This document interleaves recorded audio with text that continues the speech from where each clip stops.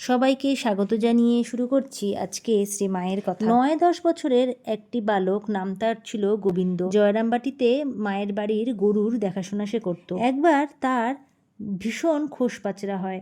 একদিন রাত্রে যন্ত্রণার তীব্রতা এত বেড়ে যায় যে সে অধীর হয়ে গিয়ে কাঁদতে শুরু করে। ছেলের কান্নায় রাত্রে মায়ের চোখেও ঘুম আসে না।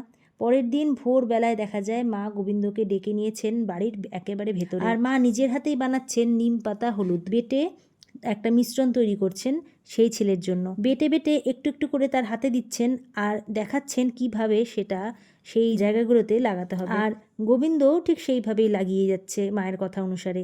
মায়ের স্নেহ আদরে তার মন এক অনির্বচনীয় আনন্দে এতটাই প্রফুল্ল হয়ে উঠেছে যে দুজনের মুখ দেখে আর কথাবার্তা শুনে কেউ বুঝতে পারবে না যে সেই ছেলেটি মায়ের নিজের ছেলে নয়। মায়ের বাড়িতে যারাই আসতো, যেমন কোনো গাড়িওয়ালা, পালকি বেহারা, কুলি মজুর, ফেরিওয়ালা, মেছুনি, জেলে ইত্যাদি ইত্যাদি যেই আসতো সকলকেই মায়ের ছেলে মেয়ে হিসেবে মা সকলেই ভক্তের মতো স্নেহ আদর পায়।